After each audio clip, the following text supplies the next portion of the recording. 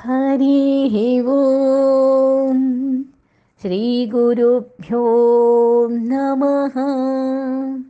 हरिः ఓం. భగవద్గీత సత్సంగ సభ్యులందరికీ హృదయపూర్వక నమస్కారములు. విజ్ఞాన యోగంలో 29వ శ్లోకాన్ని మనం ఇప్పుడు విచారణ చేసుకుంటున్నాం. జరా మరణ మోక్షాయ మామాశ్రిత్య యతంతి యే తే బ్రహ్మ తద్విదు కృత్స్నం అధ్యాత్మం కర్మ చాఖిలం. ఇది ఒక అద్భుతమైన శ్లోకం. ఎవరైతే నన్ను ఆశ్రయించి ఈ జర మరణము ఈ రెండింటినీ పోగొట్టుకోవడానికి ప్రయత్నిస్తున్నారో వాళ్ళు ఆ పరబ్రహ్మాన్ని సమస్తమైనటువంటి అధ్యాత్మం అంటే ప్రత్యేగాత్మ, ఆ ప్రత్యేగాత్మను సమస్తమైన కర్మమును తెలుసుకుంటారు. ప్రత్యేగాత్మను తెలుసుకుంటారు, సమస్తమైన కర్మల్ని తెలుసుకుంటారు. మనం చేసిన కర్మ కూడా మనకి గుర్తుండటం లేదు. ఎందుకు చేశామో అసలే అర్థం కాని మూఢాచారంలోకి వెళ్ళిపోతున్నాం. వాళ్ళు చేశారు కాబట్టి మనం చేస్తున్నాం అంతే. ఎందుకు చేశారు అంటే ఏమో తెలియదండి అనేస్తున్నాం. పిల్లలు ఇప్పుడు మనకంటే ఎంతో తెలివిగా ఉన్నారు. వాళ్ళు అడిగే ప్రశ్నలకు మనం సమాధానాలు చెప్పలేకపోతున్నాం. ఎందుకంటే ఇప్పుడున్న సమాజంలో నూతన సమాజం. మనం వాళ్ళు చెప్పారు కాబట్టి చేసేసుకుంటూ వెళ్ళిపోయాం. అది ఒక విధమైన సంస్కారమే. కానీ బుద్ధిలో సూక్ష్మత రావాలంటే నువ్వు మూఢత్వంలోకి వెళ్ళకూడదు, విచారణ చెయ్యాలి. అది విచారణ చేసే మనస్సు ఎవరికి ఉంటుంది అంటే జిజ్ఞాసుకు మాత్రమే ఉంటుంది. ఆ జిజ్ఞాసు ఏం చేస్తాడు? విచారణ చేసుకోవటానికి ఆయనకి మనస్సు బుద్ధి బాగా స్థిరంగా ఉన్నాయి, సిద్ధంగా ఉన్నాయి. తెలుసుకోవాలి అనే ఆకాంక్ష ఉంది. అందుకని ఏం చేస్తాడు? భగవంతుడిని ఆశ్రయిస్తాడు. భగవంతుడిని ఆశ్రయించి ఈ జర అంటే ఏంటి? ముసలితనం.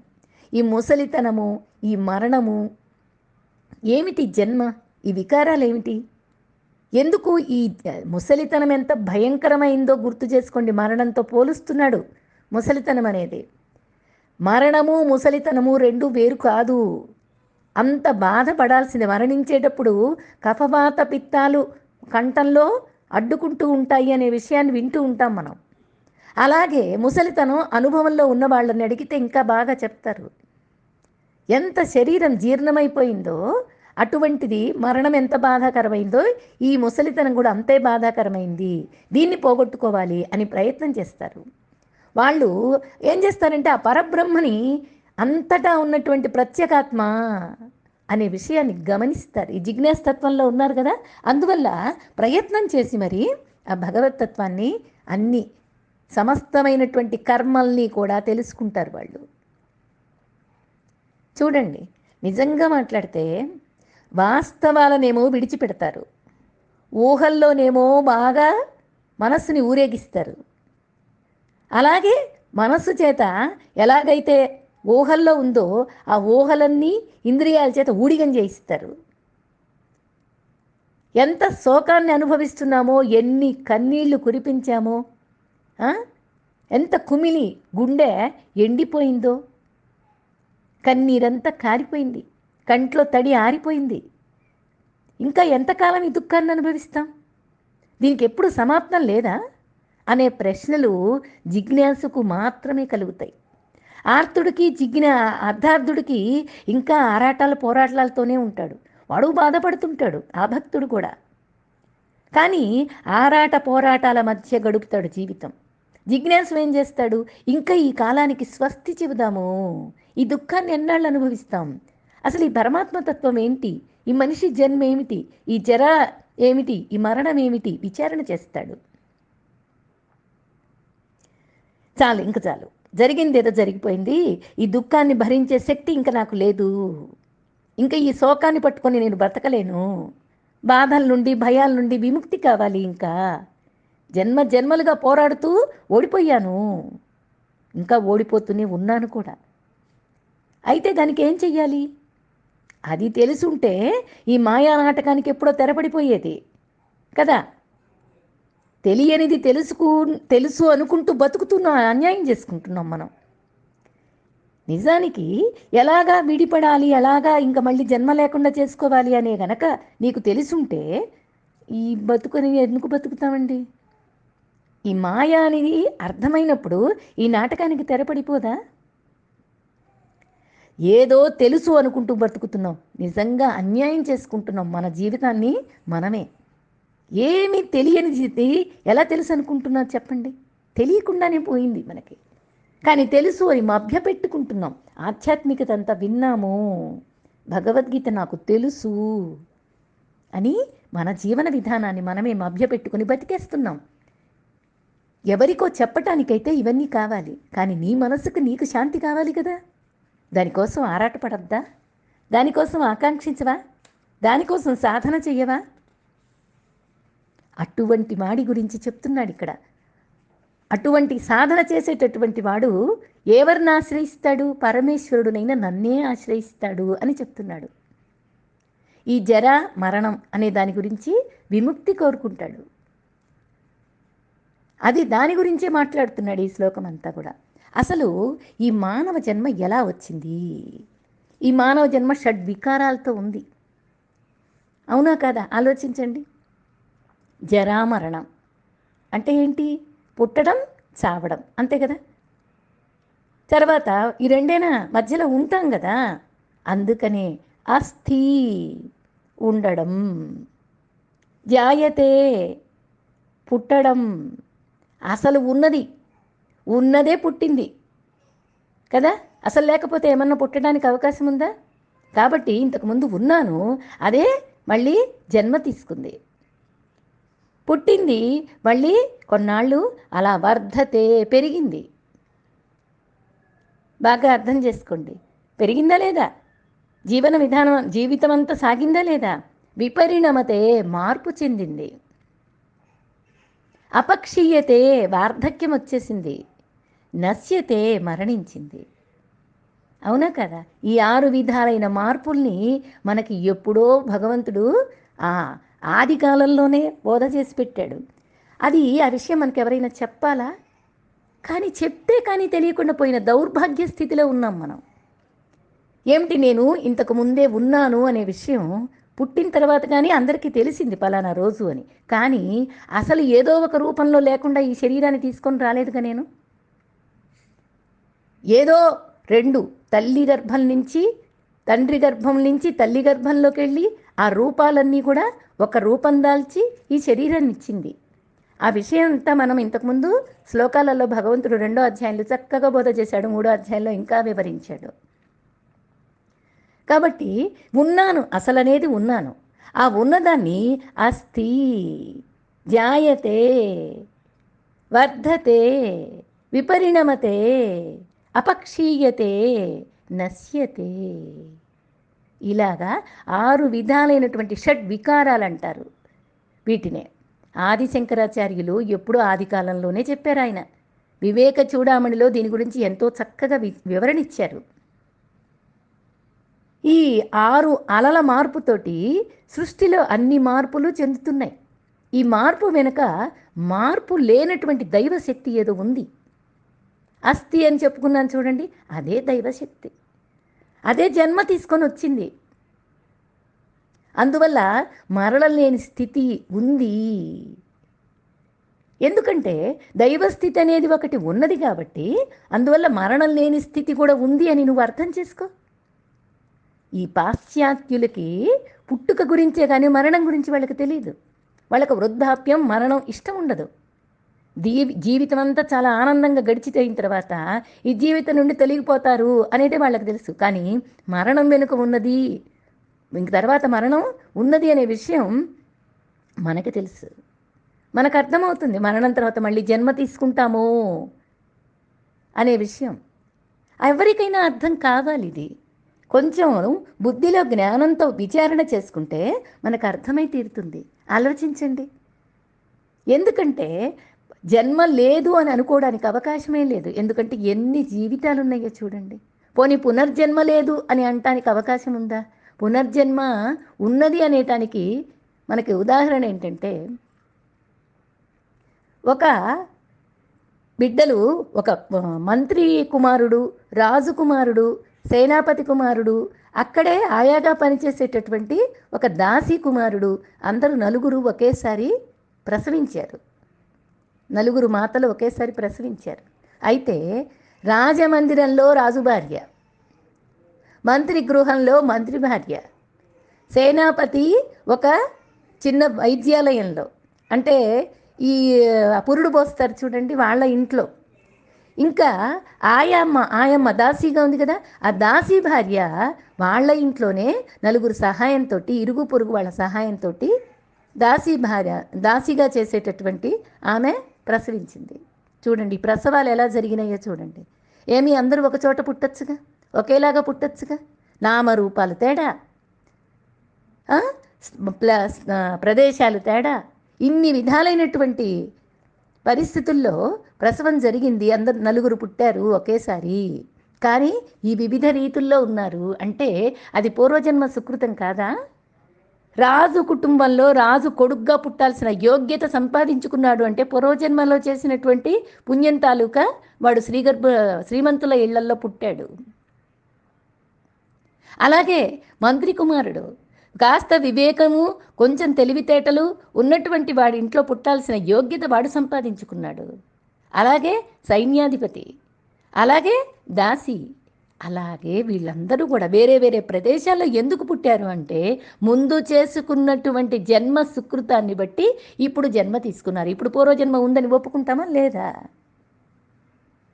ఊరికే చిన్న ఎగ్జాంపుల్ అండి, అందరికీ తెలిసిన విషయమే. మననం చేసుకుంటున్నాం, మళ్ళీ విచారణ చేసుకుంటున్నాం. మరణం వెనుక మళ్ళీ ఉన్నది అనే విషయాన్ని అర్థం చేసుకో నువ్వు కూడా. ఈ జర మరణం వీటిని విముక్తి కావాలి అనేటటువంటి భక్తులు ఏం చేస్తారు? పరమేశ్వరుని ఆశ్రయిస్తారు.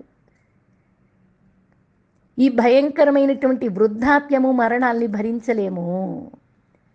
వాటి నుండి విడుదల పొందటానికి ఏకైక శరణ్యమైనటువంటిది ఏమిటి అంటే పరమేశ్వరుడే.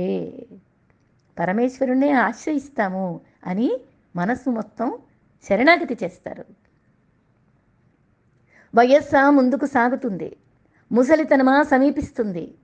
ముందుకు వెళ్ళొద్దంటే వయస్సు వింటుందా చెప్పండి? వెనక్కి వెళ్ళు అంటే మృత్యు ఒప్పుకుంటుందా? జరిగేవి జీవితంలో జరిగిపోతూనే ఉంటాయి. వయస్సు ముందుకెళ్తుంది, ముసలితనంతో ముచ్చటిస్తుంది, ఆ తర్వాత మృత్యువుతో చక్కగా చేయి చాచి ఒకళ్ళకొకళ్ళు చేతులు కరచాలనం చేసుకొని చక్కగా కలిసిపోతారు ఒకే స్థితిలోకి. ఆ ముసలితనమే మృత్యువుతో కలిసిపోతుంది. ఇందులో అసంభవం ఏముంది? అసలు ఖర్చు అయిపోతుంది, పెరుగుతుంది కదా. ఉన్నదే పుట్టిందే పెరిగింది, పెరిగిందే క్షీణించిందే చచ్చిపోయింది, అంతే.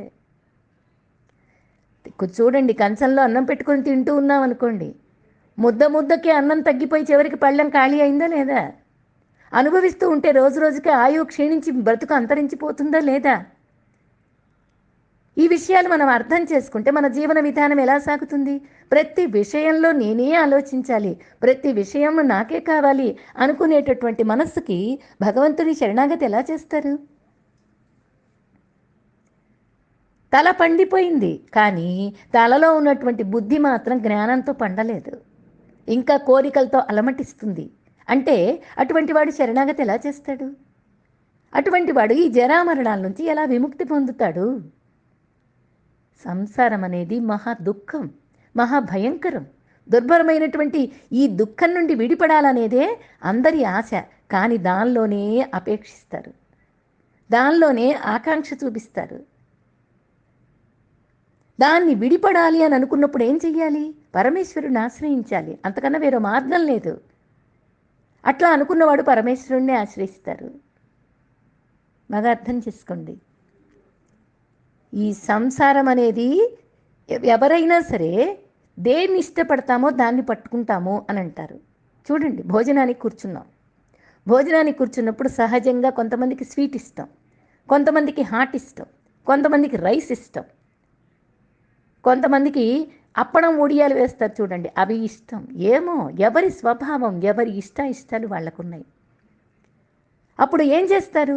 కొంతమందికి ఇదంతా బ్రహ్మతత్వం అనేటటువంటిది ఇష్టం.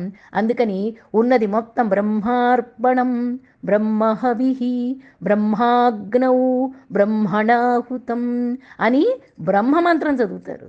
అది ఇష్టం వాళ్ళకి. ఏది ఇష్టమో దాన్ని స్వీకారం చేస్తారా లేదా? ముందు స్వీట్ ఇష్టం, స్వీట్ తినేస్తారు. ఒక్కసారి మీ అనుభవంలోకి తొంగి చూసుకుంటే అర్థమవుతుంది. చిన్న ఎగ్జాంపుల్ అంతే.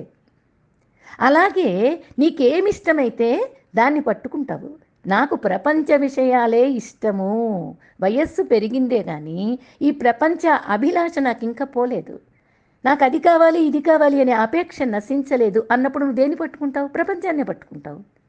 అలా కాకుండా ఈ ఈ ముసలితనము, ఈ మరణము అనేది అతి భయంకరమైనవి. మళ్ళీ జన్మ గర్భనరకం అనేది నేను రాకూడదు అనేటటువంటి వాడు ఏం చేస్తాడు? జిజ్ఞాసు తత్వంలోకి వెళ్తాడు. పరమేశ్వరుని ఆశ్రయిస్తాడు. ఆశ్రయించి పరమేశ్వరుడి దగ్గర శరణాగతి చేసి అప్పుడు ఈ ఆధ్యాత్మిక తత్వాన్ని విచారణ చేస్తాడు. అవునా కదా? మన అనుభవంలో ఉన్న విషయమా కాదా ఇది? విముక్తిని పొందాలి ఈ జరామరణాల నుంచి. అంటే పరమేశ్వరుని ఆశ్రయించడానికి దీనికి సంబంధం ఏంటి? జరామరణాలు దేహానికే కానీ జీవుడికి కాదు. తానేమిటో తనకు తెలియకపోవటం చేత ఈ జరామరణాలు తనకే అని భావించడం జరిగింది మనసులో. ఇదే అజ్ఞానం అంటే. అజ్ఞానం పోవాలి అంటే ఏంటి? అజ్ఞానం పోవాలంటే ఏం చెయ్యాలి? లోపల జ్ఞానం ఉన్నదనేది గ్రహించుకోవాలి. ఆ జ్ఞానం ఉన్నదని గ్రహించాలంటే ఏం చేయాలి? పరమేశ్వరుణ్ణి ఆశ్రయించాలి. ఈశ్వరుడు అంటే పరమేశ్వరుడు, ఈ పరమేశ్వర జ్ఞానం వేరు కాదు. ఈశ్వర జ్ఞానాన్ని పొందాము అంటే ఈశ్వరుణ్ణి పొందినట్లే. అదే ఇప్పుడు పరమేశ్వర జ్ఞానమే మనకి భగవంతుడు బోధ చేస్తున్నాడు. దాన్ని తెలుసుకో, విచారణ చెయ్యి. అప్పుడు నువ్వు పరమేశ్వరుడిగా మిగిలిపోతావు. మళ్ళీ గర్భనరకం నీకు అవసరం లేదు. ఈశ్వరుడు సర్వాంతర్యామి. ఈశ్వరుని కన్నా నీవు నేను వేరుగా లేము. బాగా గ్రహించుకో. ఈశ్వర జ్ఞానం కలిగింది అంటే జీవుడు ఈశ్వరుడే, వేరు కాదు అనే జ్ఞానం నీకు అనుభవం అవుతుంది. ఇదే బ్రహ్మాత్మ జ్ఞానం అంటే. బ్రహ్మాత్మ జ్ఞానం కలిగితే దేహానికి పరిమితుడు కాడు అనేది అనుభవం అవుతుంది.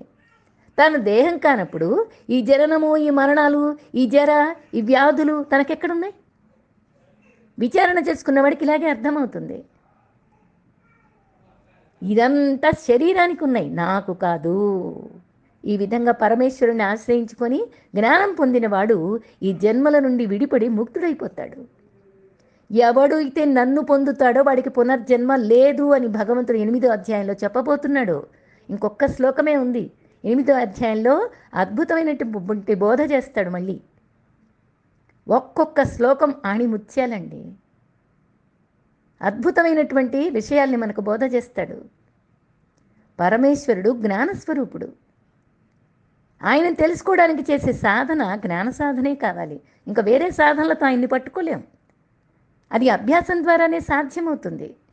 శ్రవణం, మననం, నిధిధ్యాస, వీటి చేతనే పరమేశ్వరుడి తత్వాన్ని మనం తెలుసుకోవటానికి అవకాశం ఉంటుంది. ఇదే జ్ఞానాభ్యాసం అంటే. అందరికీ తెలిసిన విషయమే కదా. శ్రవణం అంటే ఏంటి? మననం అంటే ఏంటి? ఒక్కసారి ఈ చిన్న చిన్న పదాల గురించి మీరే విచారణ చేసుకోండి. ఈ జ్ఞానం అనే దాన్ని అభ్యాసం చేసుకుంటే ఆ ఫలితంగా ఏమవుతుంది అంటే పరమేశ్వరుడే సర్వజ్ఞుడు అనే విషయం మనకు అనుభవానికి వస్తుంది. ముందు విషయం తెలుస్తుందిగా. ప్రతిదీ ఆయన కదలిక వల్లనే అనేది అనుభవం వస్తుంది. ప్రతి ఒక్కళ్ళు చెప్తారు, ఈశ్వరాజ్ఞ లేనిదే చీమైనా కుట్టదు అని చెప్తారు కదా. శివుడాజ్ఞ లేనిదే చీమైనా కుట్టదు అనే పదం అందరూ వినుంటారు. ఇదేంటి? ఈ పదాన్ని గురించి చిన్న పదమే కదా, అందరికీ తెలిసిన విషయమే కదా, కానీ దీని గురించి ఆలోచిస్తామా? శివుడాజ్ఞ లేనిదే చీమైనా కుట్టదు అనేది అలా ఆ విషయం అందరికీ తెలిసిన దానే ఈశ్వర ఆజ్ఞ అని ఎందుకు భావించటం లేదు మనం? ప్రతి విషయము భగవంతుని ఆజ్ఞ మేరకు జరుగుతుంది అన్నప్పుడు ఈర్ష్యాద్వేషాలు ఎందుకు వస్తున్నాయి? ఈశ్వర ఆజ్ఞ, ఇది ఇలా జరగాల్సింది జరిగింది, నీ నుంచే తప్పు జరిగింది, లేదు ఎదుటి వాళ్ళ వల్ల జరిగింది, లేదా ఏదో కష్టం కలిగింది, ఇది ఈశ్వరాజ్ఞ అని నువ్వు భావన చేస్తే అప్పుడు నీకు దుఃఖం ఉంటుందా? రాగద్వేషాలు ఉంటాయా? కామక్రోధాలు వస్తాయా? వచ్చినప్పుడు గ్రహించుకుంటావు కదా, ఇది ఈశ్వరాజ్ఞ అని, వెంటనే నీకు పోతుంది కదా. ఇలా విచారణ ఎందుకు చెయ్యవు? బాగా అర్థం చేసుకోండి. మీరే విచారణ చేసుకుంటే మీకే తెలిసిన విషయం, ఇది కొత్త విషయం ఏం కాదు. కానీ భగవంతుడు మనకి గుర్తు చేస్తున్నాడు. అందుకే పరమేశ్వరుణ్ణి ఆశ్రయించడము అంటే పరమేశ్వరుని సంబంధించిన జ్ఞానాన్ని పొందడమే, ఇంకేం లేదు. భగవంతుణ్ణి తెలుసుకున్నంత మాత్రాన మనకి జనన మరణాలు ఎలా దూరం అవుతాయి అనేదే చక్కగా మళ్ళీ బోధ చేస్తాడండి. బ్రహ్మం అంటే ఏమిటి అదంతా మనకి చక్కగా విపులంగా విపులీకరిస్తాడు. వచ్చే అధ్యాయం నుంచి అదే మొదలు పెడుతున్నాడు. మళ్ళీ ఋగ్వేదం ఏం చెప్పింది మనకి? ఈ జీవన్ మరణాలు ఆ అద్భుత యథార్థం, ఆ అద్భుత యథార్థము, వాటి యొక్క నీడలు. ఈ జర మరణం అంటే అద్భుత యథార్థము పదార్థము రెండున్నాయి అనేది తెలుసుకున్నాం కదా. యథార్థం అంటే ఏంటి? సత్యం. సత్యం అంటే కనపడకుండా అన్నిటినీ కదిలిస్తూ ఉండేది. యస్య ఛాయా అమృతం యస్య మృత్యు కస్మై దేహయ విషాద్ విదేమా. ఎవరి ఛాయ అయితే జీవితమో, ఎవరి ఛాయ అయితే మరణమో వాళ్ళకి మా నైవేద్యాలన్నీ అర్పిస్తాము. మరణాన్ని గురించి భారతదేశం చాలా లోతుగా పరిశీలన చేసింది. అది బాగా అర్థం చేసుకోవాలి మనం. పరిశీలన జరిపిన దాన్నే నువ్వు వినటానికి కూడా నీకు అర్థం కాకుండా పోయింది. సమయం లేదంటావు. ఆ అద్భుతమైనటువంటి యథార్థం ఏదైతే ఉందో, ఈ పదార్థం ఉందే, ఈ ముసలితనము, ఈ మరణము అనేది, ఇదంతా పదార్థం. దీన్ని నడిపిస్తున్నవాడు ఎవడో ఒకడున్నాడే, అది యథార్థం. అది పరమాత్మ, ఇది జీవాత్మ. అది అది సత్యము, ఇది నీడ. అది మనకు అర్థమైతే చాలు. అధిగమించాలి, మనకి ఈ జరామరణాలు అధిగమించాలి అనే విషయం తెలిసింది. ఆత్మే నేను అని ఎరుక గలవాడు ఏం చేస్తాడు? చాలా నమ్మకంతో జీవితయాత్రని శరీరం వరకు ముగించానని మృత్యువుని చక్కగా ఆలింగనం చేసుకుంటాడు. వాడికి తెలుసు ఉన్నది యథార్థం ఒకటి ఉంది, ఇదంతా పదార్థం. ఈ పదార్థం ఆ యథార్థంలో కలవాల్సిందే. కాబట్టి ఉన్న జీవితాన్ని చక్కగా ముగించాలి.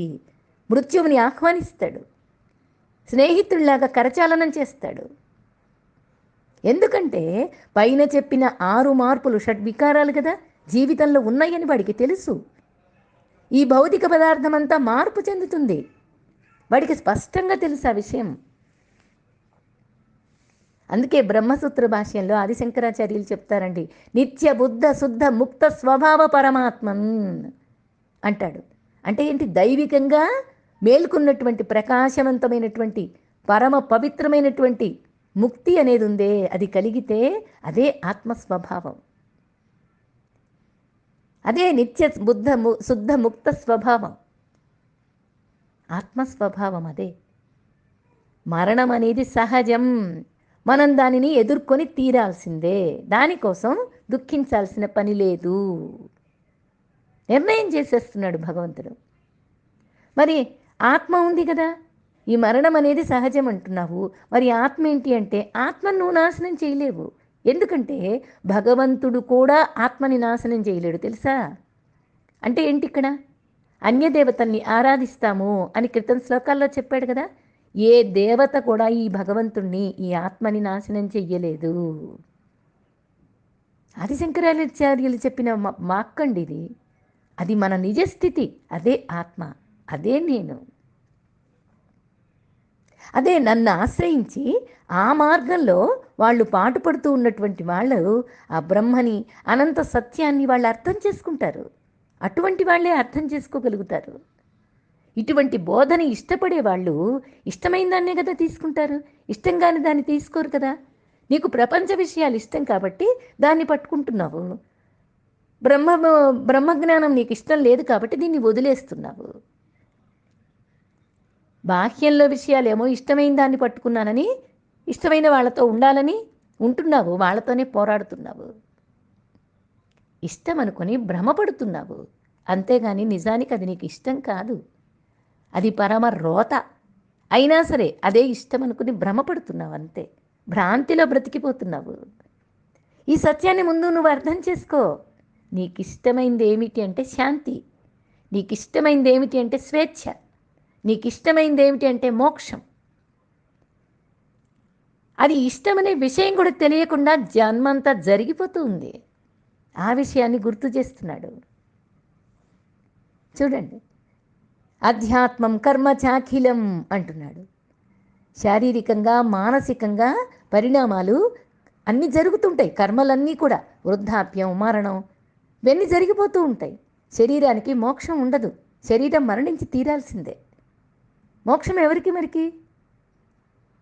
కావాలి మోక్షం? శరీరానిక అనుకుంటున్నావేమో. శరీరం మరణించి తీరాల్సిందే. ఈ శరీరాన్ని పొడిగించాలన్నా కూడా పక్క వాళ్ళు ఒప్పుకోరండి. ముందు పక్క వాళ్ళే ఒప్పుకోరు. అది పోవలసిందే. అయితే కథ అక్కడితో ముగిసిపోదు. శరీరం జీవించడం, శరీరం మరణించడం అనుభవం అయితే దాన్ని చూడటానికి ఇంకెవరో ఉండాలి కదా. ఈ శరీరానికి ఏదో అనుభవం కావాలి. ఏదో అనుభవం అయింది. అయితే అది తెలియటానికి, అది చూడటానికి, ఈ అనుభవాన్ని గుర్తించడానికి ఎవరో ఒకళ్ళు ఉండాలి కదా. లేకపోతే మరణం ఉందని ఏ విధంగా నువ్వు చెప్తావు అసలు? ఆ చూసేదేమిటి అంటే అదే సాక్షి, అదే మన నిజతత్వం. బాగా గ్రహించుకో. మనమంతా ప్రపంచంలో జరిగే అన్నిటినీ చూస్తూ దివ్యమైనటువంటి సాక్షి రూపాలం మనం. ఆ చూస్తున్న సాక్షులమే మనం. ఏదో మార్పు చెందనిది లేకపోతే మార్పు చెందుతూ ఉన్న దానిని ఎవరు చూస్తారు? చూడలేదు కదా. అదే మనకి సవాల్ ఇప్పుడు. మనం కేవలం ప్రపంచానికే సాక్షులం కాదు, మనస్సుకి, బుద్ధికి, అహంకారానికి కూడా సాక్షులమే మనం. అన్నీ వేరు. గమనించండి, శరీరం వేరు, ఇంద్రియాలు వేరు, మనస్సు వేరు, బుద్ధి వేరు, అహంకారం వేరు. వీటన్నిటినీ ఏదైతే చెప్తుందో అది సాక్షి, అదే నేను. అహంకారం మేల్కొనున్నప్పుడే కానీ నిద్రిస్తున్నప్పుడు ఉండదు. అయితే ఈ అహంకారం రాకపోకల్ని చూసేది ఎవరు? రాకపోకలు లేనిదేదో ఏదో ఒకటి ఉండి తీరాలి. అంటే మార్పు లేకుండా ఎప్పుడు ఉండేదేదో ఉండాలి. ఎప్పుడు చూస్తున్నదే. ఆ మార్పు లేనిదే మన నిజమైన ఆత్మస్వరూపం. అదే తురీయం అంటారు. ఆ తురీయ అవస్థ నుంచి మేల్కొన్నప్పుడు అంతా అహంకారంతో కూడి ఉంటుంది. తత్వమసి అదే నువ్వు శుద్ధ చైతన్యానివి. చైతన్యం ఒక్కటే, రెండు చైతన్యాలు లేవు. అందరి యందు, అన్నిటి యందు ఆ చైతన్యమే ఉంది అనే విషయాన్ని బాగా లోపల తెలుసుకుంటూ ఉండాలి. బాహ్యంగా మార్పులు జరుగుతున్నాయి అంతే అనే విషయాన్ని గమనించు. ఆధునిక భౌతిక శాస్త్రము ఇప్పుడు ఈ చైతన్య పరిశీలనలోనికి వెళ్తోంది. కానీ మనం ముందు నేరుగా చైతన్యాన్నే కనుక్కున్నాం. అది ఎప్పుడో ఆది శంకరాచార్యులు చెప్పినటువంటి విషయం మనకిది. అద్భుతమైనటువంటి చిత్ అంటే చైతన్యం. దైవాన్ని చిత్ స్వరూపం అని వర్ణిస్తారు. అంతేకాని ఆయన ఎక్కడో ఏదో ఒక రూపంలో ఒక శ్రీవారు, ఒక శ్రీమతో ఆకాశంలో కూర్చొని ఉన్నారు అని చెప్పదు. అట్లా లేరు వాళ్ళు. అదే అంతా ఆ అనంత దైవ చైతన్యమే. దాన్ని అర్థం చేసుకోవటమే. అద్వైతం వేరువేరుగా లేనిది, రెండు కానిది నిజమైన ఆత్మ. అదే అద్వైతం. దాన్ని అనుభూతికి తెచ్చుకోవాలి. కృష్ణుడు అదే చెప్పాడు. నేను నిజమైన ఆత్మను, అనంత చైతన్యాన్ని, శుద్ధ చైతన్య స్వరూపాన్ని, అందరి యందు ఉన్నాను. కాబట్టే అందరూ నా మీద ఆధారపడి ఈ మరణాన్ని, మార్పుని సవాలు చెయ్యొచ్చు. నన్నే శరణాగతి చెయ్యొచ్చు. వాళ్ళు ఏం చేస్తారు? వాళ్ళు అధ్యాత్మ, అధిభూత, ఆదిదైవాన్ని అర్థం చేసుకుంటారు. వాటి వివరణ అంతా కూడా రాబోయే అధ్యాయంలో మనకి చక్కని బోధ చేస్తాడు. రేపు ఇంకొక శ్లోకాన్ని, 30వ శ్లోకాన్ని చెప్పుకొని ఈ అధ్యాయం ముగుస్తుంది. తరువాత అక్షర పరబ్రహ్మ యోగంలో అడుగు పెడతాం. దానిలో ఈ అధ్యాత్మం ఏంటి, అధిభూతం ఏంటి, అది దైవం ఏంటి ఇంకా గొప్పగా వర్ణన చేస్తాడు, బోధ చేస్తాడు పరమాత్మ. హరి ఓం. శ్రీ గురుభ్యో నమః. హరి ఓం.